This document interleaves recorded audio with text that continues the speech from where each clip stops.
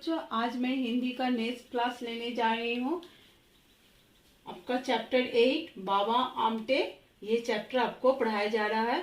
जैसे कि आप लोगों को बाबा आमटे के बारे में आप लोगों को पता है कि वे एक प्रसिद्ध समाज सेवी थे और उनका पूरा जीवन दीन दुखियों और पीड़ित लोगों की सेवा करने में व्यतीत हुआ है। तो मैं आप लोग को आज नेक्स्ट पोर्शन पढ़ाने जा रही हूँ। ये पेज नंबर 58 है। एक बार की बात है, रात्रि का समय था। घनघोर वर्षा हो रही थी। मुरलीधर की नजर एक कुष्ठ रोगी पर पड़ी। उसके खुले घाव देखकर और करुण पुकार सुनकर वे कांप उठे। उन्होंने उसे एक कपड़े से ढांप दिया। तो एक बार क्या हुआ था कि रात के समय जब वो बाहर निकले हुए थे तो काफी बारिश हो रही थी। तो उनकी जो मुरलीधर की नजर किस पे पड़ी? एक कुष्ठ रोगी पर पड़ी, जिनका घाव खुला हुआ था और वो बहुत ही कराह रहा था, वो कांप रहा था। उन्होंने उसे कपड़े से ढांप दिया। फिर सोचने लगे, यदि मुझे या मेरे परिवार को ये रोग हो जाए तो क्या हो? कितना घृणित रोग है ये। उनका मन भय से कांप उठा। तो फिर उन्हें लगा कि यह रोग तो किसी को भी हो सकता है। अगर मुझे या मेरे परिवार को हो जाए तो फिर हम क्या करेंगे? ये बहुत ही घृणित रोग है। बस यही था कि वो क्षण जिसने उनके जीवन की दिशा बदल दी। उन्होंने सोचा, जहाँ मन भयभीत रहे वहाँ प्यार कैसा, और जहाँ प्यार नहीं वहाँ ईश्वर नहीं। मुझे अपने मन से भय को भगाना ही होगा। वे जब उन कुष्ठ रोगी को देखा तो उन्हें फिर वो कहने कि अगर मन डर रहा है तो वहाँ प्यार नहीं है, और जहाँ प्यार नहीं वहाँ ईश्वर नहीं। इसलिए मैं भयभीत नहीं होकर अपनी उनकी इन कुष्ठ रोगियों की मैं सेवा करूंगा। महात्मा गांधी ने अपने हाथों से कुष्ठ रोगी की सेवा की, फिर मैं अपने कर्तव्य से क्यों पीछे हटूं? जब महात्मा गांधी अपने हाथों से इन रोगियों की सेवा करते हैं तो फिर मैं क्यों ना करूं? बस इसी संकल्प के साथ वे अपने कार्य में लग गए। उन्होंने कोलकाता जाकर कुष्ठ रोग की चिकित्सा में विशेष प्रशिक्षण प्राप्त किया। सैकड़ों कुष्ठ रोगी प्रतिदिन उनके पास आने लगे और अपना इलाज कराने लगे। पहले माँ ही उन्हें बाबा कहती थी, अब सभी उन्हें बाबा पुकारने लगे। तो वे इसी दिन जब उन्हें लगा कि ये कुष्ठ रोगियों की उनकी सेवा की आवश्यकता है, तो फिर वे कलकत्ता में जाकर कुष्ठ रोग की चिकित्सा में विशेष प्रशिक्षण प्राप्त किया, और जिससे कि वे कुष्ठ रोगियों की चिकित्सा करके उन्हें स्वस्थ करते थे और उन्हें आत्मनिर्भर भी बनाते थे। तो उन्होंने सैकड़ों कुष्ठ रोगियों का इलाज किया और वे अब सिर्फ माँ के नहीं सभी के बाबा बन चुके थे। कुष्ठ रोगियों की चिकित्सा करते हुए बाबा ने देखा कि उनकी समस्या केवल उस भयंकर रोग से छुटकारा पाने की ही नहीं अपितु मानसिक भी है। इस रोग को इतना घृणित समझा जाता है कि परिवार वाले तक रोगी के पास नहीं पटकते। रोग से छुटकारा पा लेने पर भी समाज के लोग उसे स्वीकार नहीं करते।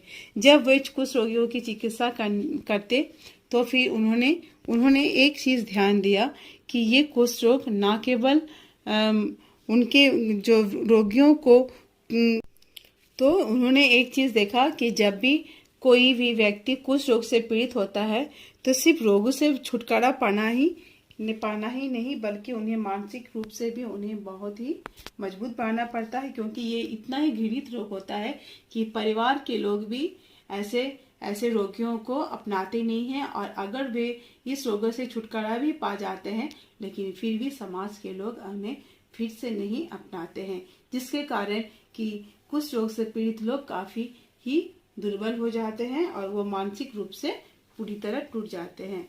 तो ऐसे व्यक्तियों को आत्मनिर्भर बनाना और उनका मनोबल बढ़ाना भी बहुत जरूरी है। बाबा इस बात के लिए अधीर थे कि पुनः स्वस्थ हुए लोगों को कैसे और कहां बसाया जाए। उन्होंने अपने प्रयत्नों से 250 एकड़ जमीन इस कार्य के लिए जुटाई। उन्होंने स्वस्थ हुए व्यक्तियों को उस खेती बाड़ी करने के लिए प्रोत्साहित किया।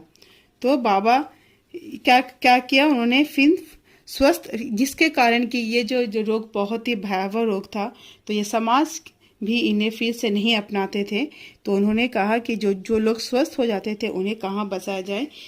उन्हीं के कारण उन्होंने 250 एकड़ का जमीन इन्हीं लोगों के लिए जुटाई और उन्हें स्वस्थ व्यक्तियों को उस पर खेती बाड़ी करने के लिए प्रोत्साहित किए और वे उस जमीन पर खेती बाड़ी करके अपना जीवन यापन करने लगे। इस प्रकार बाबा आमटे ने इन रोगियों की सेवा करने के साथ साथ उन्हें चिकित्सा करके स्वस्थ करने के साथ साथ उन्हें आत्मनिर्भर भी बनाया, जिससे कि वह अपना बाकी का जीवन स्वस्थ रूप से बिता सके। तो आज इसके बाकी का पोर्शन मैं आपको नेक्स्ट क्लास में बताऊंगी। आज का मैं यहीं तक पढ़ाती हूँ। फिर मैं आपको जीवन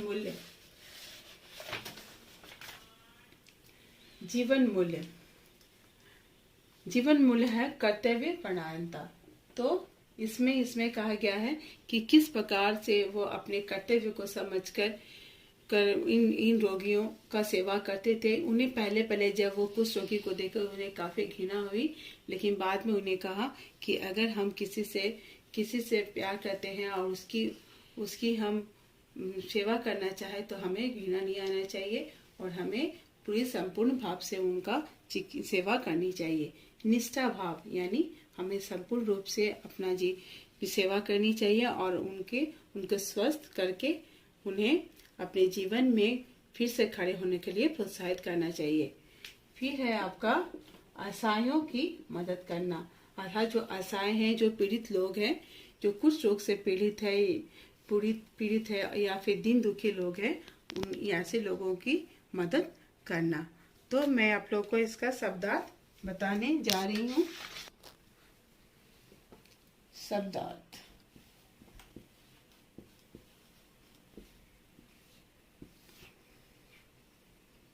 पहला है आपका चिकित्सा।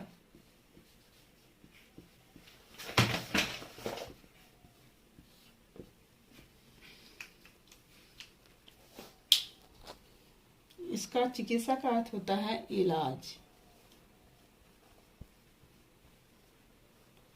फिर है आपका प्रशिक्षण।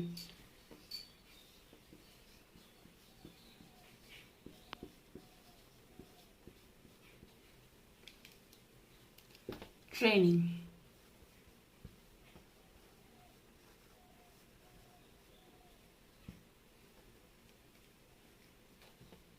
मानसिक।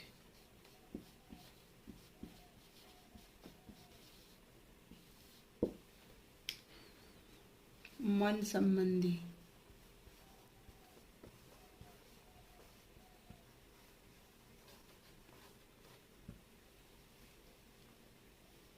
घृणित।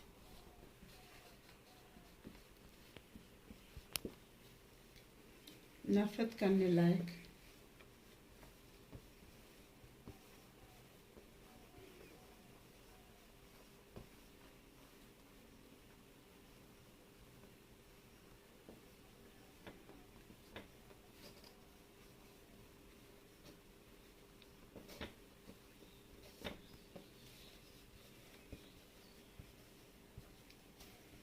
फिर है आपका स्वीकार।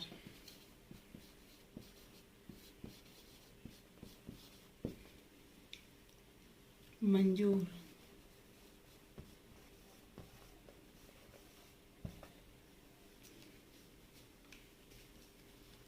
तो पहला क्या है? चिकित्सा यानी इलाज। प्रशिक्षण ट्रेनिंग। मानसिक मन संबंधी।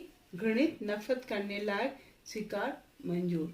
तो ये जो शब्दार्थ है आप लोग को इसे भी याद कर लेना है। तो आज मैं क्लास यहीं पर समाप्त करती हूँ। धन्यवाद।